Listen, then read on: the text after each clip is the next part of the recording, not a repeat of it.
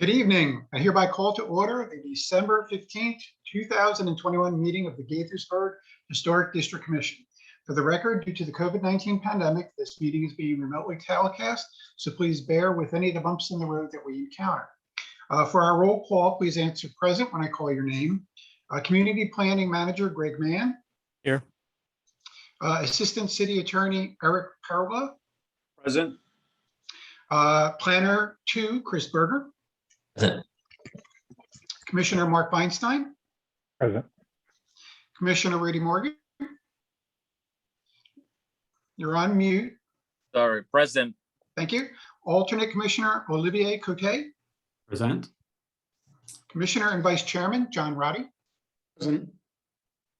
Commissioner Mary Jo LaFrance. Present. And myself, Commissioner Chairman Dean Ventola, says present. We have a quorum, and Commissioner Cote's role tonight is as an alternate commissioner. Next is our preliminary statement, which is as follows. This commission is empowered to meet and act under Article 12 of the City Code of Gaithersburg. The technical qualifications of the staff of this commission and the members of this commission are on file with the City of Gaithersburg, are available on request to any applicant, and are hereby made a part of the legal record of each and every application heard today. Each application heard today is considered on its own merits and not to be considered as establishing a precedent for any other application. Okay, does anyone have any conflicts of interest for any application being heard tonight? If so, please raise your hand and verbally indicate so. And I hear and see, oh, yes, Mr. Cote.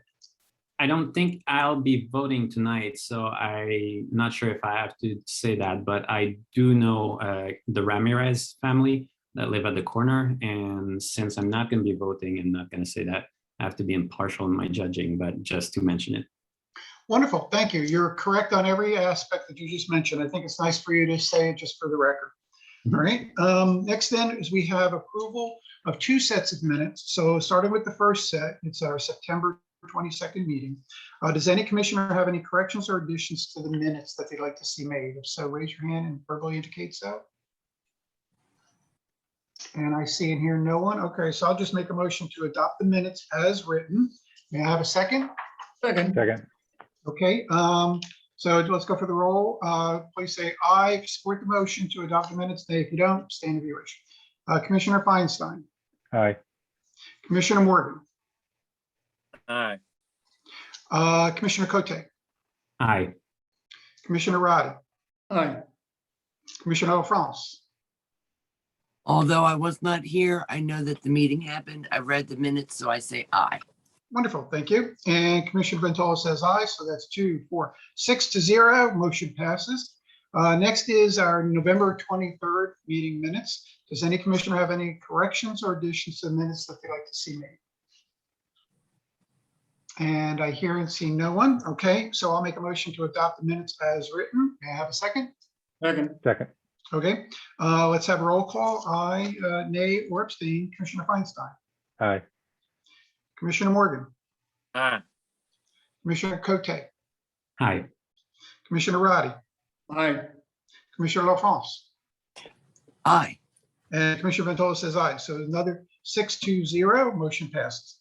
Next, we have one historic area work permit, which is HIST 9128-2021, which is a retroactive review of 49 square foot shed at 31 Walker Avenue in the R90 medium density residential zone. May we have an introduction from staff, please? Yes, tech team, page 12, please.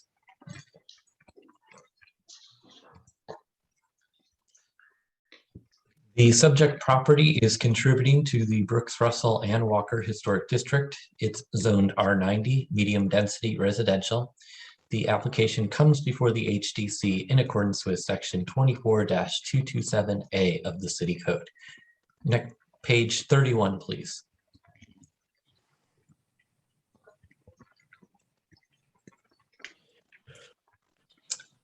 The applicant seeks retroactive approval for the placement of this shed in the rear yard. Staff noted the presence of the shed when placing notification signage on the property for the administrative approval of a new fence.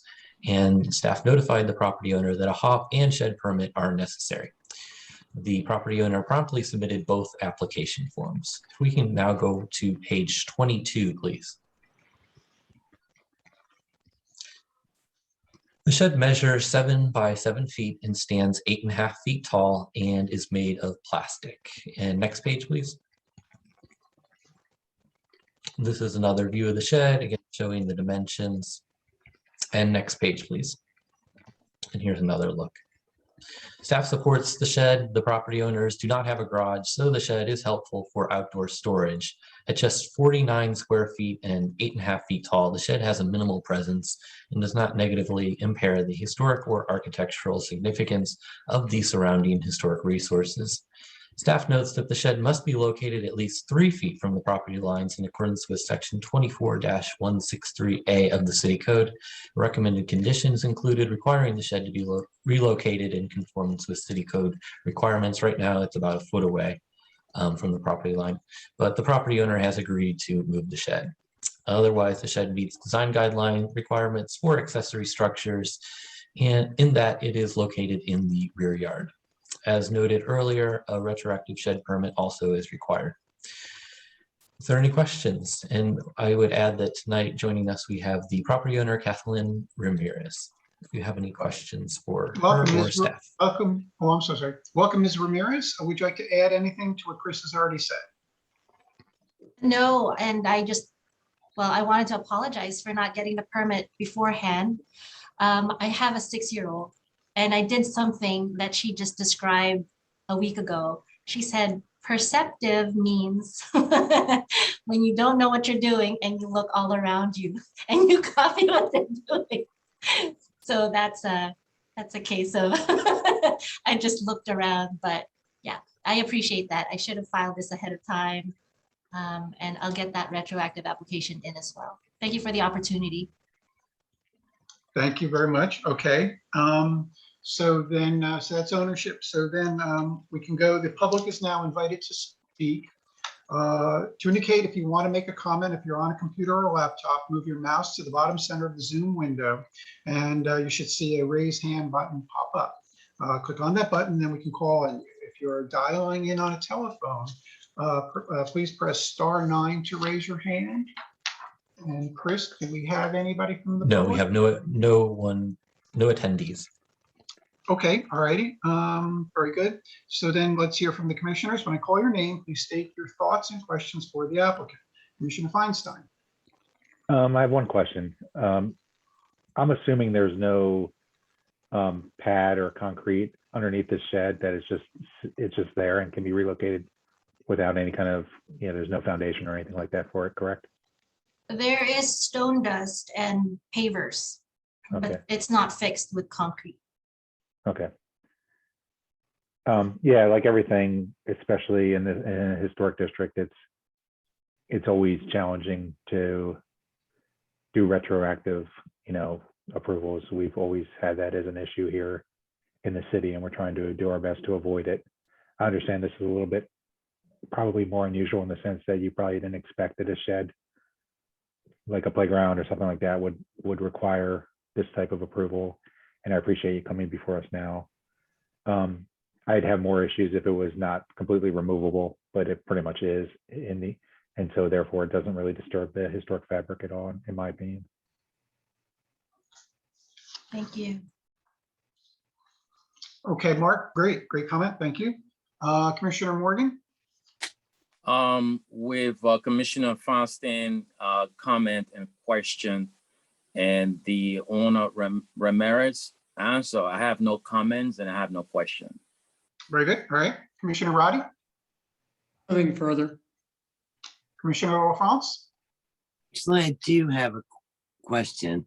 I thought the city code mandated that it had to have a cement base around it, since there was another shed that came across us before that had to have a cement foundation so that it can be anchored so it doesn't blow away.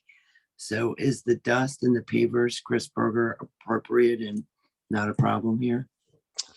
It depends on the size of the shed. I believe it's 100, and Greg, you can correct me if I'm wrong, it's approximately 118 square feet or less.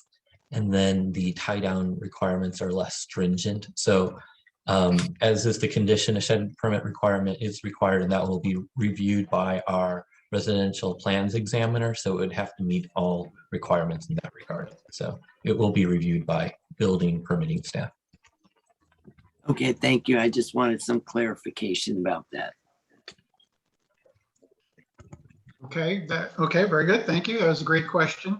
And does anybody know, Chris or Greg, what does hold that thing from being blown over? I am not certain. That's certainly a just question curious. for our residential plans examiner would make sure that it's safe and not a hazard to the property and nearby properties. Okay, very good. All right, thanks. I have no comments myself. So it sounds like everybody pretty much doesn't have very much to have any concerns or questions on. So therefore, let's go to motion. Does somebody want to have a motion to approve this application with or without amendments?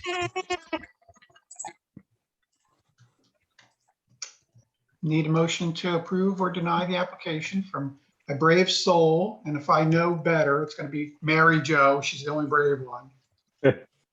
That's fine. I'll do it.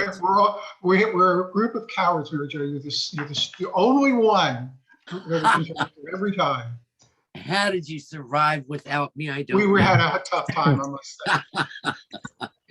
Okay, hold on a second. Let me get my, I unfortunately forgot to ask for a paper copy, as Chris Berger knows I usually do.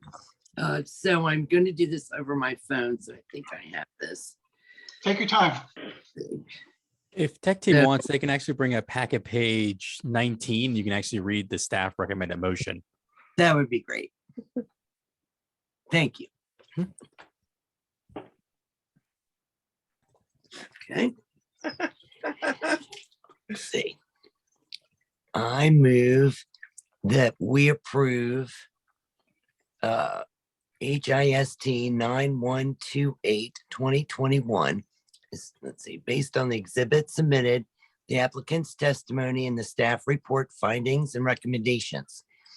Installation, finding it to be in compliance with S24227.2 of the city code with 2 conditions. Shed must be located at least 3 feet away from the side property line. And number 2, applicant must receive a retroactive shed permit. Now, one question before we finish, should we have a third condition about how the base will be laid, or how the city is going to deal with that, or is that not necessary to I think mention? that'll be part of the shed permit, I believe. Okay, great. And then that completes. I'm moving for approval for this. Okay, can we have a second? I'll second that. Okay, so let's take a vote. If you support the motion with the amendments, nay, if you don't, abstain if you wish. Commissioner Feinstein, Aye. Commissioner Morgan, Aye. Commissioner Roddy, Aye. Commissioner LaFrance, Aye. and Commissioner Ventola says aye. So that is 5-0, motion passes. Congratulations, Mr. Ramirez, and good luck to you.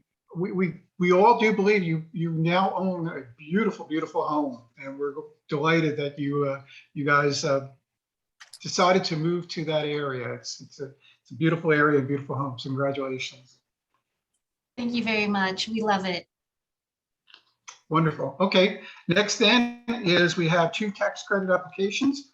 Starting with the, I'll just take one at a time. Starting with the first one, we have HIST-9094-2021, which is the historic tax credit certification at 11 Russell Avenue in the CBD Central Business District Zone. May we have an introduction from staff? Yes, in tech team, I believe you have page 40 up already. The applicant seeks the subject property, known as the Brewster Lipscomb House, was built circa 1890 and is contributing to the Brookes, Russell, and Walker Historic District at 11 Russell Avenue. And if we can go to page 63 next. The applicant seeks $3,088.47 in historic tax credits for 3 separate projects. First, the applicant paid $734.96 to repair the rotted cornice and siding. Next, the applicant paid $11,279.96 to scrape, caulk, and paint the exterior. And finally, the applicant paid $338.95 to install new door hardware. The applicant also sought a credit for $17.35 in equipment for the work, but those purchases are not eligible for the credit. And next page, please. So we can quickly go through the photos provided by the applicant. This is their before photo, so it shows work underway on the siding. Next page, please. Here's a close-up view of the siding, either scraped or in the previous condition. Next page. Another close-up view to show some of the siding that needed paint work and repairs. Next page. And this is one of the columns that had rot at the bottom. Next page. And up at the top, the cornice, and then the gutter had some issue, or underneath the gutter at the cornice, we had issues. Next page, please. Bottom of one of the columns. Next page. And here's some paint work underway. Next page. And here's some damage to the siding. Next page. Again, siding damage. Next page. And more photos of the siding. Next. And it looks like there were some roof repairs also completed. Next. Now the after photos, you see everything completed. Next. And here's the view of the left side elevation. Next page. And here's the rear elevation. Next page. And again, we have the rear elevation. Next. And this is again the back of the house, completed work. Next. And that's everything. Are there any questions? No. Is the applicant present? They are not, no. Okay, then we can open up to the public. The public is now invited to speak. To indicate that you want to make a comment, if you're on a computer or laptop, move your mouse to the bottom center of the Zoom window and you should see a raise hand button pop up. Click on that button and then we can call on you. If you're dialing in on a telephone, please press *9 to raise your hand. No one has their hand raised. Okay, thank you. All right. So next, let's go to the commissioners. I want to call your name. Please state your thoughts and questions for Chris. So Commissioner Feinstein. I have no issues with the application. Okay, Commissioner Morgan. I have no issue with the application. Commissioner Roddy. I have no issues. I would simply say that this is a good example to me of the various activities that should qualify and do qualify to preserve the integrity of the structure. Thank you. Okay, Commissioner LaFrance. I have no issues. I believe we should be able to easily certify this. Wonderful. And I agree with everybody. All right, so next to have a motion, may I have a motion to approve or deny this tax certification? I move that the Historic District Commission certify that the work completed at 11 Russell Avenue is eligible for the Montgomery County Historic Tax Credit Program. Wonderful. May we have a second? Second. Okay, so we'll go for a vote. Aye, nay, or abstain. Commissioner Feinstein. Aye. Commissioner Morgan. Aye. Commissioner Roddy. Aye. Commissioner LaFrance. Aye. And Commissioner Ventola says aye. So that is 5-0. Motion passes. That it's been certified. Congratulations to the owner and to Mr. Chris Berger. Thank you. Next, we have the second tax credit application, which is HIST 9103-2021. Historic tax credit certification at 104 Brookes Avenue in the R90 medium density residential zone. May we have an introduction from staff? Yes, the subject property was built circa 1909 and is contributing to the Brookes, Russell, and Walker Historic District. If we can go to page 91, please.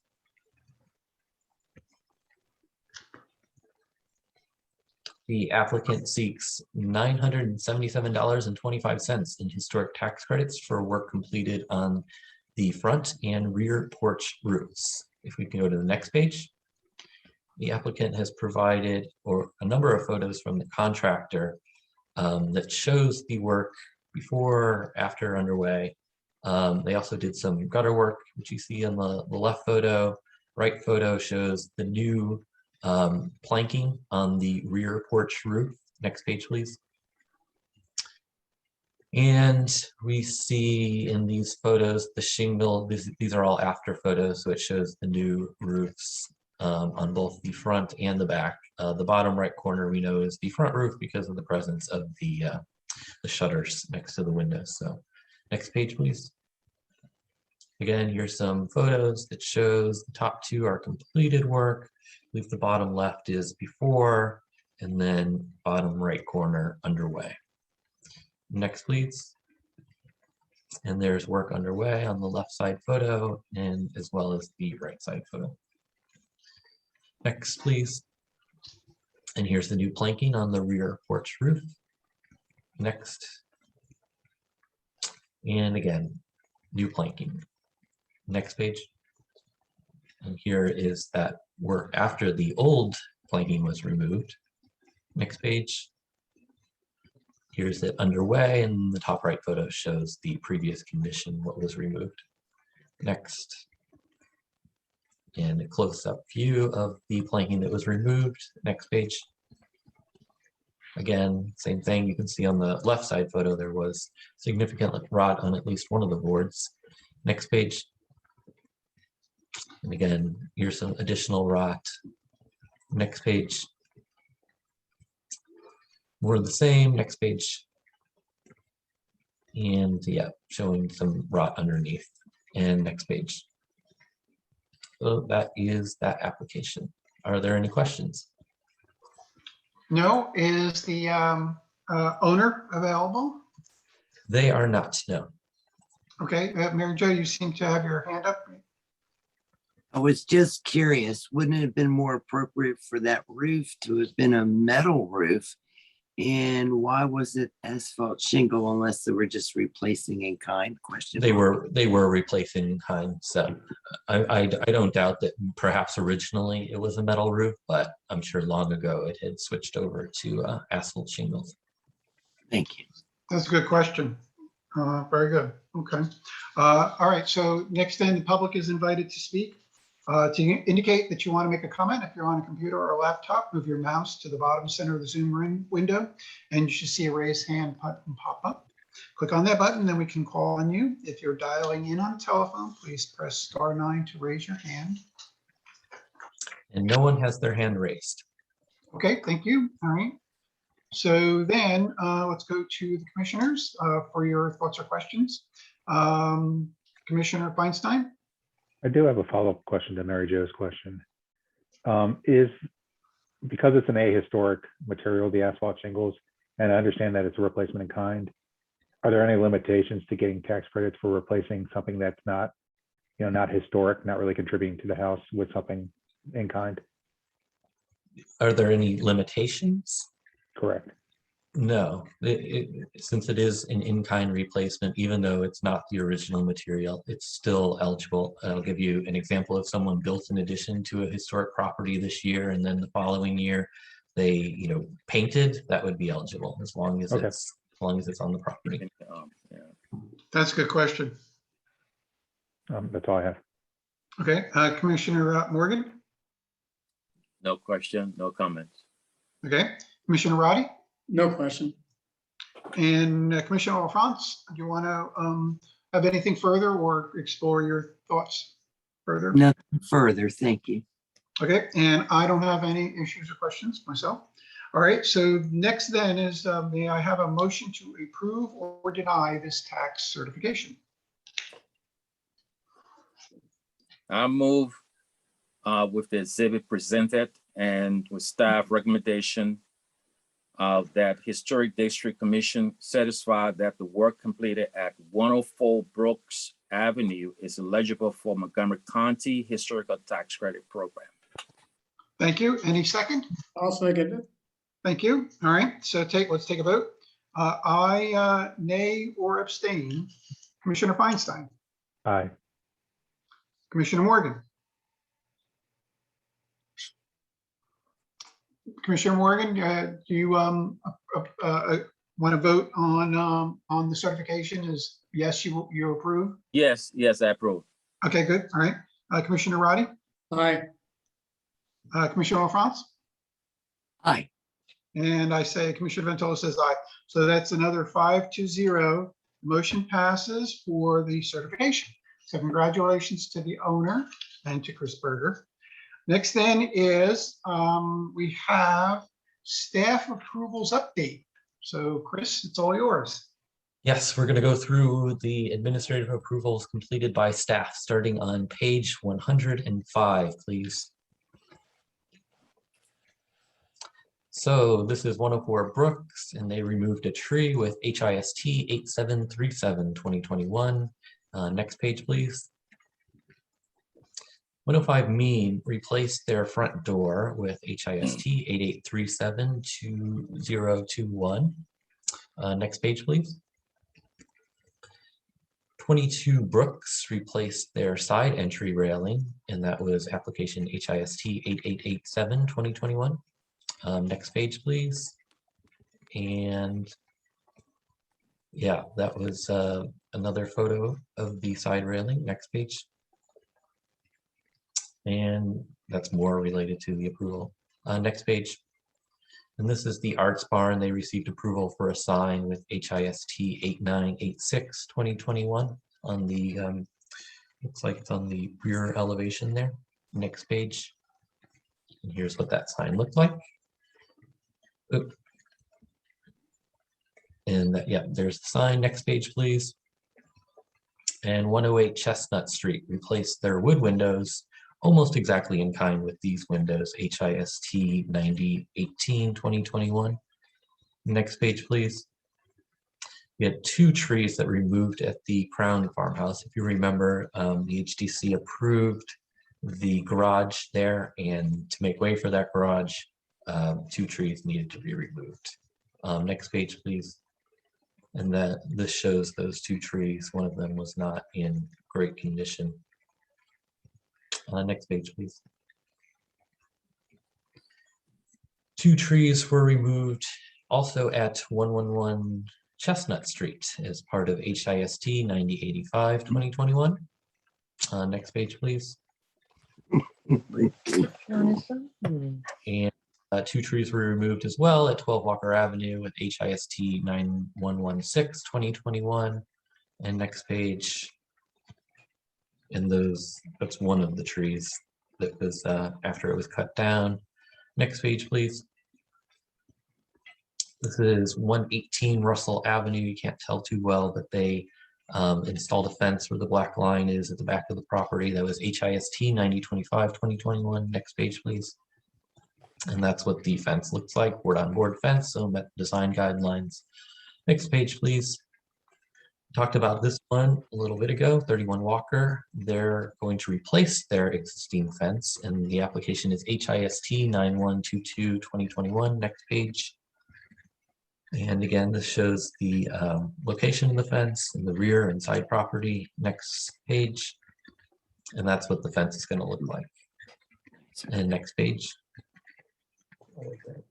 And finally, a tree was removed recently at 117 Mean Avenue, and that was HIST 9129-2021. Next page shows that there was damage to that, or there was a limb removed from that tree, so there was a big cavity. Next page.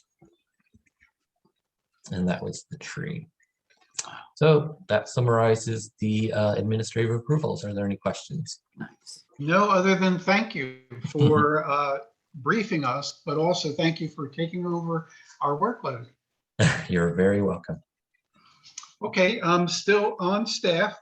Anything from staff other than what was already mentioned? Greg, do you have any thoughts or comments for tonight? Nothing for me tonight, but thank you. Okay, Eric? Sir. No, sir. Okay, very good. And Chris, do you have I anything? just wanted to wish everyone happy holidays and That's great. happy new year.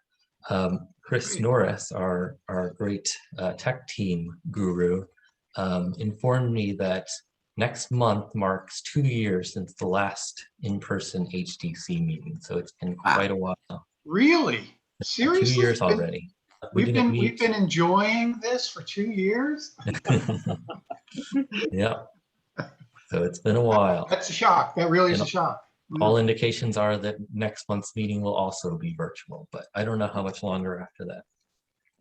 Okay, okay, very good. All righty. Anything from the commissioners? Mark? No, I guess on the 2-year anniversary, I'm gonna make a little nameplate for my in-house studio. All right, Rudy?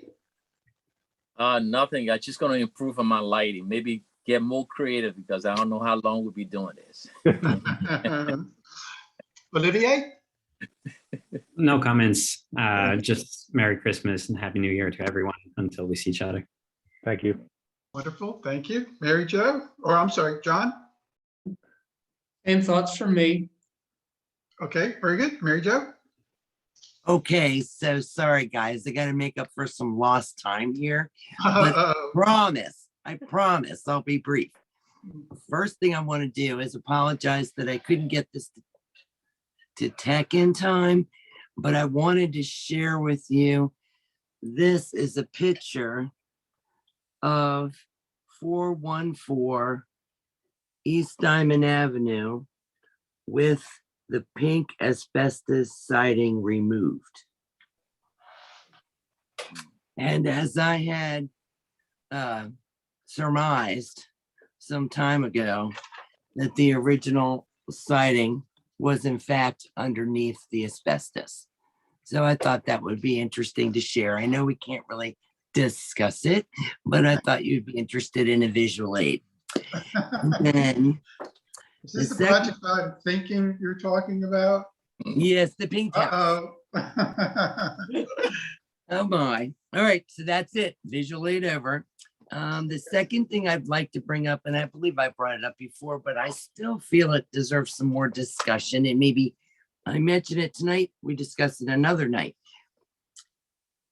There are several properties in the city limits of Gaithersburg that were approved for demolition in some cases years ago. And I'm sorry, I don't have the address of the one of them, but I will bring that with me another time. My question is, I think, or statement is, I think there should be a deadline to when a contractor has to demolish a property. Because if you allow it to become dilapidated year after year after year, it becomes an eyesore, it's dangerous, it can be broken into for teenagers, fires, and we've seen that kind of thing happen already. So I really want to discuss, is it possible that any building over 50 years old that is approved for demolition have an expiration date? And if it's not demolished by that time, they need to come back before us.